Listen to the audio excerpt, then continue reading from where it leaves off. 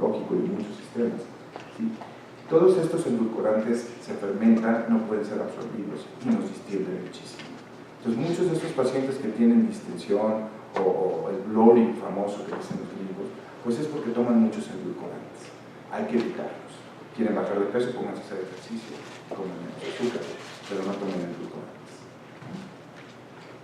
Quizá la stevia es el menos dañino, ¿no? Es el más natural, viene de una plantita, pero en general hay que evitarlos, ¿no? El síndrome de sobrepoblación bacteriana intestinal, parasitosis, pues siempre hay que preguntar, ¿no? Una evacuación con moco y sangre es una disentería y generalmente sanguínea, ¿no? Huele muy mal, ¿no? Y el coprológico, una muestra de materia fecal nos va a dar muchos datos. Y problemas agudos como la apendicitis, la colecistitis, pues muchos de estos pacientes llegan al consultorio diciendo que tienen colitis, entonces cuando uno los palpa y hace su interrogatorio dirigido, pues tienen el Murphy positivo, entonces no era una gastritis ni era una colitis, era una colecistitis lo que tiene este paciente, ¿no? Y algo importante es que nunca se nos vaya a ir a la clase. Ante cualquier duda, si un hombre que llega a los 45 años que empieza con colitis, pues no es colitis, ¿no? Puede tener una neoplasia o algo, entonces es importante hacer aquí las colonoscopías, o el colon por enema o una tomografía. Ante la duda es mejor. ¿Cómo podemos clasificar al síndrome de intestino irritable? El que predomina el estreñimiento, según la clasificación de Bristol, diciendo que más del 25% de las evacuaciones son Bristol 1 o 2 y menos del 25% de sus evacuaciones son Bristol 6 o 7. Este es el más frecuente en nuestro país, el predominio estreñimiento. El predominio diarrea es el que va a presentar el examen para la residencia y empieza por diarrea, ¿no? Y esto es algo muy frecuente, ¿no? Ante un susto, ante una emoción importante les da diarrea, obviamente predomina el Bristol 6 y 7 sobre el Bristol 1 y 2. Y alguien también muy importante es el que llega y dice, no, pues a veces soy estreñido, doctor, y a veces tengo diarrea, entonces es el alterno, ¿no? Estas son las principales en la forma de evacuación, pero también tenemos otros criterios de diagnóstico secundarios, como es la distensión abdominal, que es muy frecuente en mujeres. No, doctor, yo cuando llego en la mañana al hospital, a residente, estoy planita, pero después de comer, doctor, parezco embarazada, y realmente parecen embarazadas, se distienden muchísimo, ¿no? El dolor es muy importante, generalmente es un dolor del lado izquierdo, en el abdomen bajo, ¿no? Y no son divertículos, una mujer de 25 o 30 años no tiene divertículos, o tiene muy pocos.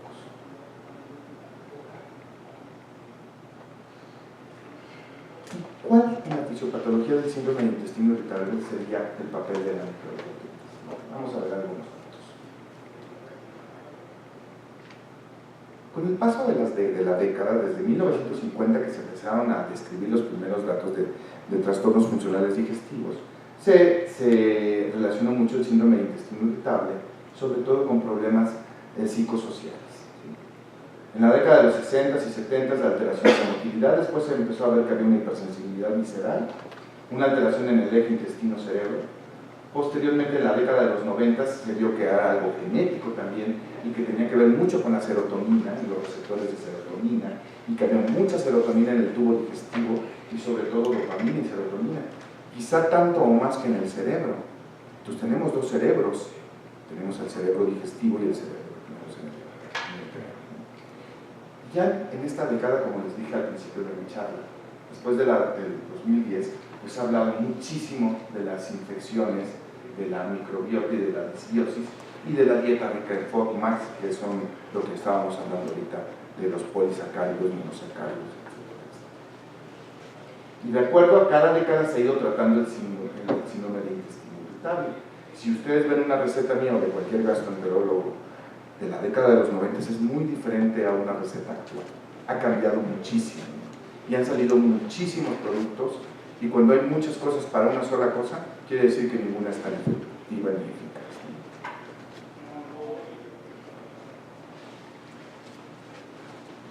Entonces, sabemos que, de acuerdo al mecanismo fisiopatológico, que son todos estos en el síndrome de intestino irritable, es como vamos a tratar a nuestros pacientes, ¿no? Y podemos ir desde limitación de algunos alimentos, son muchos.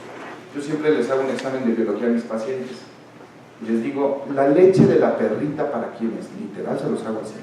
Y dicen, pues para los perritos. ¿Y la leche de la gatita? Pues para los gatitos. ¿Y la de la leoncita? Pues para los leoncitos.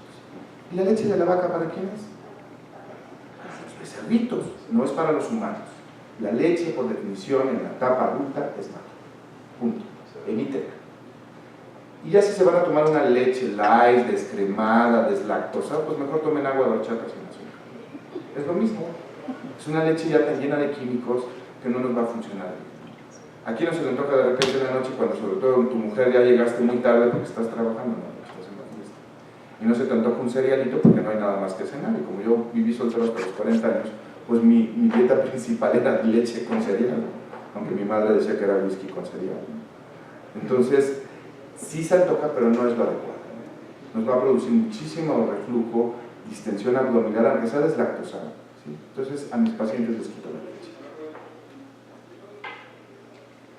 Bueno, cuando hay disbiosis hay que usar este antibiótico. Yo creo que es uno de los descubrimientos más importantes en la historia de la medicina, sobre todo de la gastroenterología, que es la rifacinina y probióticos, ¿no? Inflamación de la mucosa, estabilizadores de eosinófilos, motilidad intestinal, pues antiespasmódicos o antidiarreicos, la linaclotida, que es excelente medicamento sobre todo para el síndrome de intestino irritable, predominio, estreñimiento severo, ¿sí?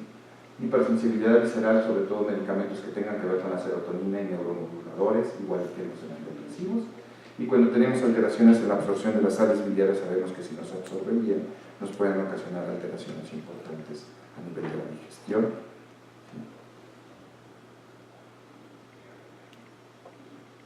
Y aquí tenemos en la disbiosis cómo está alterada la microbiota intestinal, cómo está alterada la actividad neuroendocrina o enteroendocrina, ¿sí? Donde aumenta sobre todo la sensibilidad. Y hay que ser muy importante. Dependiendo de cada paciente, o sea, para mí lo que puede dolerme poquito, quizá para el doctor le duele muchísimo. Y esto depende de cada persona desde que nos formamos desde niños, ¿no? Un niño de Tepito no es lo mismo que un niño de las Lomas, ¿sí? Un niño de Tepito está acostumbrado a Iztapalapa a todo, ¿no?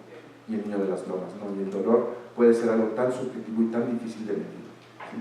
Pero todo esto tiene que ver con la sensibilidad visceral. Para alguien puede ser un gas atorado y para el otro es un dolor intensísimo que termina en urgencias, ¿sí? Algo importante también es la permeabilidad, ¿sí? Y la respuesta inmunitaria, sobre todo a nivel de las microvellosidades. Y todo esto se ve alterado en la disbiosis en el síndrome del intestino irritable. ¿Y cómo sabemos que sí está alterada la microbiota en el síndrome del intestino irritable?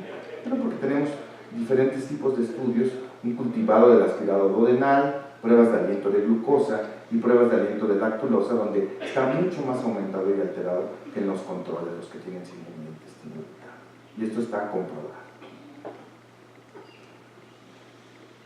Ahora, este es algo muy frecuente, es el clásico paciente que llega a la consulta. ¿Sabe qué, doctor? Yo tuve una gastroenteritis hace un mes, hace 2 meses, y desde entonces me dieron tratamiento con antibióticos, pero desde entonces no estoy bien. Yo tengo dolor, yo evacúo a veces diarrea, a veces estoy estreñido, tengo una evacuación incompleta, realmente no me siento bien. Y fue desde que me dio esa infección que me comí unos mariscos en Acapulco. La incidencia es muy importante, ¿no? Hasta el 36% y la prevalencia puede llegar hasta el 17%. Sobre todo en etiologías bacterianas, pero también en etiologías virales y parasitarias. Y este también estudio fue hecho por la Asociación, la revista de Gastroenterología, la Asociación Mexicana de Gastroenterología, por el doctor Isimo Luzano, en 2014. Algo importante aquí, por ejemplo, en gastroenteritis agudas ocasionadas por Escherichia coli patógenas o Campylobacter jejuni, que no es muy frecuente verlo en nuestro país, ¿sí? Se ha visto que ha aumentado la incidencia de síndrome de intestino irritable posterior a cada infecciones de estos bacterias. Y esto es algo muy importante, doctores, el uso indiscriminado de antibióticos.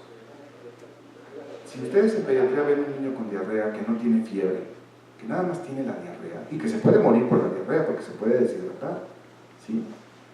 Si ustedes lo hidratan bien, le dan algún probiótico y lo manejan bien sin antibióticos, les va a ir mucho mejor que si manejan antibióticos de amplio espectro.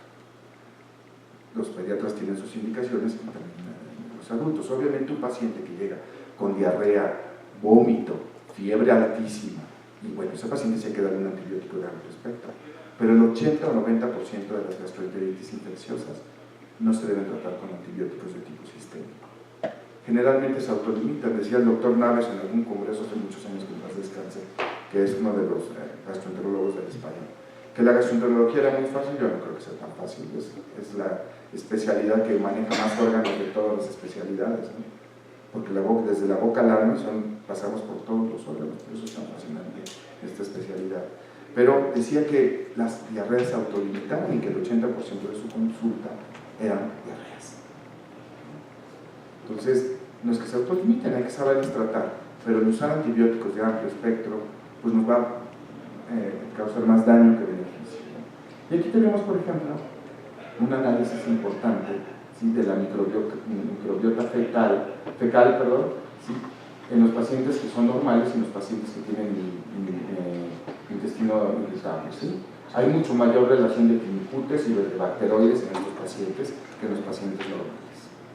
Y todos estos son estudios serios que se han corroborado, ¿no? Y sabemos perfectamente que en el síndrome del intestino irritable todas estas microbiotas están aumentadas, o estas bacterias están aumentadas en relación que estas que son benéficas, muchas de estas son benéficas para nuestra homeostasis digestiva.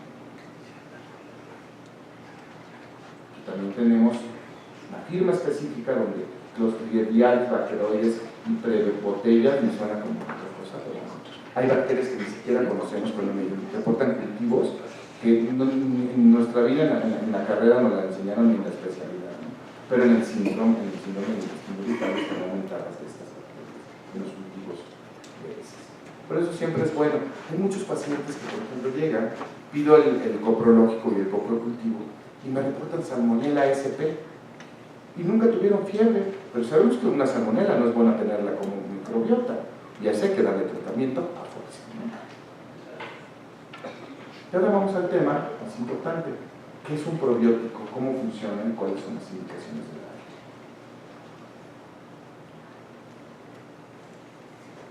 Desde Mesopotamia, ¿sí? Me encanta, ¿no? Porque estaba el río Tigris y el río Éufrates, es lo que yo me acuerdo de la primaria. Entonces, desde los mesopotámicos hablaban y usaban los probióticos. ¿Y cómo los usaban? Con leche fermentada, que la fermentaban en los estómagos de animales usándolos como reservorios. Y decían que tenían efectos benéficos, sobre todo cuando había infecciones o cosas así. Sabemos que son culturas milenarias y desde entonces se ha descrito el uso de los probióticos. 6.000 años o 4.000 años antes de Cristo. Sabemos que la Organización Mundial de la Salud los define como un grupo de microorganismos vivos que, al ser administrados en cantidades adecuadas, otorgan un beneficio a la salud de los peores. Pero algo importante es que tienen que tener estas tres características: que estén vivos, que nos digan cuánto de microorganismos tiene el probiótico, lo que nos estamos administrando, ¿sí?, y que tenga efectos benéficos. Esto es algo importante. Hay muchos probióticos o pseudoprobióticos en el mercado que no dicen la cantidad, ni la cepa, ni nada. Pues esos no son probióticos, eso es pura charlatanería, ¿no?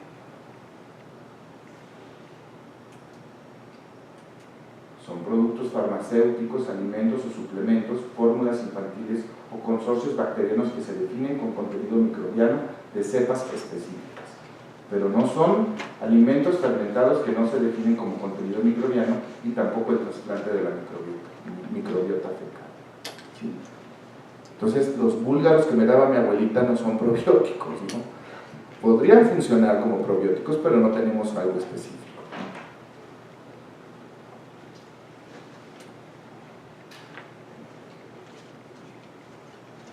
¿no? Nunca debemos pensar que una cepa que sea diferente a otra cepa va a tener los mismos efectos, ¿no?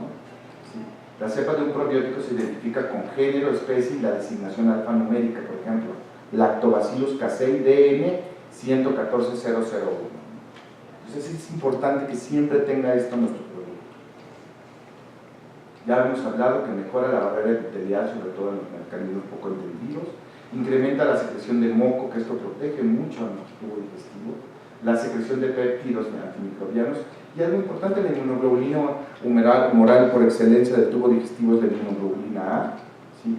Refuerza las uniones epiteliales en nuestros enterocitos y desplaza otro organismo patógeno. Y aquí, ¿qué es el género? El género es un grupo de especies de microorganismos similares que comparten las mismas características físicas, ¿sí? Tienen los mismos productos o requerimientos metabólicos. Nosotros somos género humano, ¿no? Especie es un grupo de cepas que comparten propiedades estables.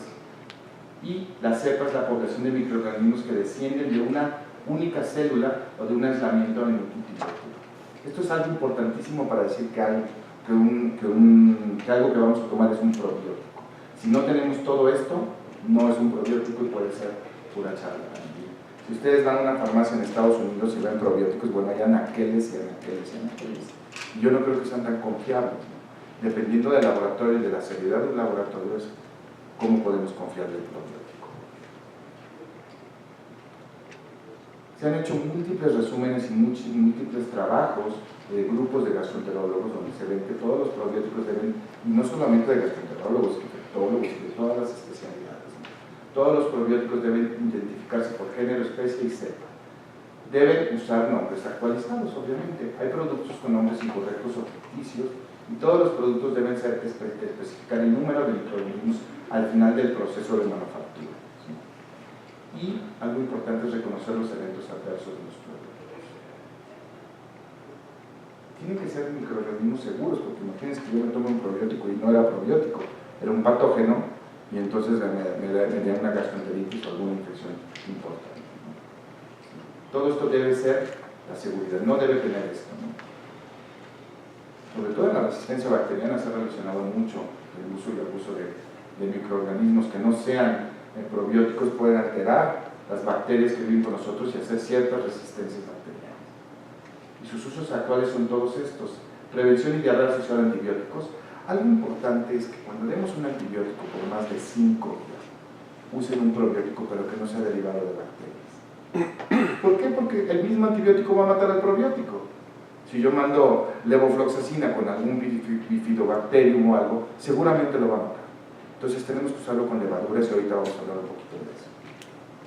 Tratamiento de diarrea aguda infecciosa, prevención de infecciones por Clostridium difficile. Todo paciente que haya sido tratado, sabemos que las recaídas por Clostridium son muy frecuentes, ¿no? Después de haberles dado 14 días de metronidazol con vancomicina y vuelve a recaer el paciente y ya no sabe dónde quedarle, ¿no? Entonces siempre debe ser acompañado por un probiótico por las reglas, ¿sí? Yo siempre que voy a erradicar el Helicobacter pylori doy probióticos, siempre. ¿Por qué? Porque le estoy mandando 2 o 3 antibióticos súper potentes. Entonces a esos pacientes les barro toda la flora intestinal con tal de matar el Helicobacter. Entonces a lo mejor sí mato el Helicobacter, pero en unos días o en unos meses puedo tener una infección aguda por Clostridium difficile. No quiere decir que el probiótico vaya a ayudar a erradicar el Helicobacter, eso no está comprobado, pero sí me lo va a proteger de otras infecciones. En el estreñimiento funcional del adulto, ¿qué diferencia tendría el síndrome de intestino irritable predominio estreñimiento con el estreñimiento funcional, que es otro trastorno funcional del tubo digestivo? La diferencia más importante es el paciente. El estreñimiento funcional es el paciente que tarda de 2 a 3 días o 4 o 5 o a veces hasta 10 días en ir al baño, pero que no tiene dolor. Acuérdense que el síndrome de intestino irritable siempre va con dolor. En cambio, el estreñimiento funcional no necesariamente tiene que tener dolor. Puede tener distensión, puede tener gases, puede tener muchas cosas, pero no dolor.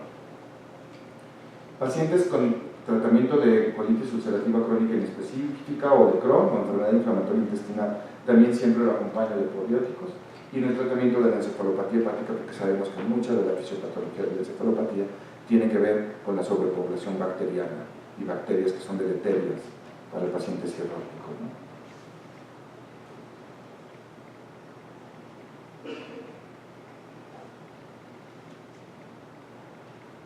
Aquí vemos toda la fisiopatología, que hay factores psicosociales, ya hablamos de ellos, que la motilidad está normal en el síndrome del intestino irritable y que la sensibilidad está normal también, ¿sí?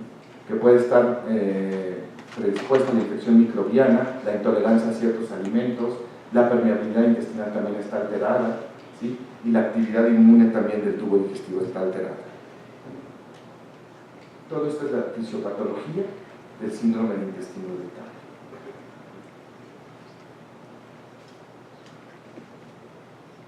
Aquí vamos a ver, por ejemplo, un probiótico muy utilizado por muchas casas comerciales, que es el Bifidobacterium infantis, esta es la cepa, ¿no? Y el número, ¿no? Y algo importante que estudiaron en ratas es que se vio, ¿sí?, que la sensibilidad de las ratas disminuía mucho cuando se les administraba este probiótico, ¿no?, en estudios importantes. Entonces, ya en in vitro se está viendo, o se vio que era algo muy benéfico, ¿no? Y aquí, por ejemplo, los probióticos y la función de barrera a nivel del epitelio intestinal, se ha visto que aumentan muchas situaciones que nos protegen de las infecciones por otras bacterias patógenas. Bifidobacterium infantis mejora los síntomas en relación a las interleucinas que pueden ser deleterias o benéficas en el tubo digestivo, ¿sí? Y con esto disminuye la inflamación. Algo importante en un coprológico que ustedes ven en un paciente con síndrome del intestino irritable es que no tiene sangre, es algo importante, pero que sí tiene moco. Y el paciente dice: doctor, cuando yo me aseo después de ir al baño, me sale mucosidad, a veces veo el moco, pero es un moco que debe ser un moco limpio, me refiero, no tiene sangre, ¿no? Porque ya un moco con sangre es muy diferente. También se ha relacionado el uso de Bifidobacterium longum con la cepa infantis puede mejorar mucho, no solamente el síndrome del intestino irritable, sino los estados depresivos de los pacientes. Ahora no saben por qué, porque o les quitó los síntomas y con eso bajó la depresión, o porque directamente tiene algún sistema para bajar la depresión en los pacientes. Muchos de estos productos no van solos, obviamente dando puros probióticos no voy a mejorar el síndrome del intestino irritable como solo, y al final vamos a ver cómo lo hago yo, ¿no?, cómo lo combino. Y aquí tenemos en unas resonancias magnéticas, sobre todo a nivel de la amígdala, cómo cambia la actividad, ¿sí?, cuando damos probióticos. Aquí otro Bifidobacterium, que es el lactis, que viene mucho en la leche. También mejora la distensión abdominal, pero ya aislado. Hay que recordar que lo que nos inflama de la leche es la lactosa. No por eso vamos a tomar leche, porque tengan probióticos, ¿no? ¿Sí? Y aquí con este aparato podemos ver que el uso por varias horas puede ir disminuyendo mucho la distensibilidad, la compliance y la distensión abdominal.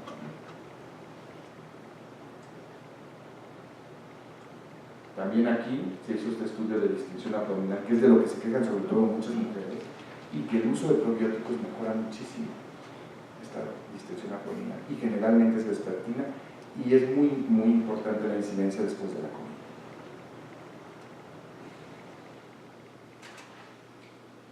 Y aquí vemos que los probióticos mejoran la motilidad anormal, mejoran la sensibilidad, ¿sí?, disminuyen la ansiedad, la depresión y el estrés, y con esto mejora la fisiopatología de todo nuestro síndrome del intestino irritable.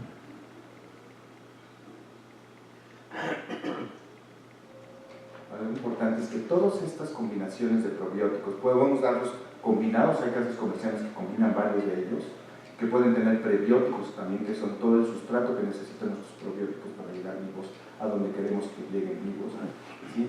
Han mejorado en forma importante, ¿sí?, el dolor abdominal, la distensión y la flatulencia. Y a nivel mundial se han hecho estudios y consensos por varios gastroenterólogos, y también a nivel nacional la Asociación Mexicana de Gastroenterología ha hecho consensos mexicanos sobre probióticos.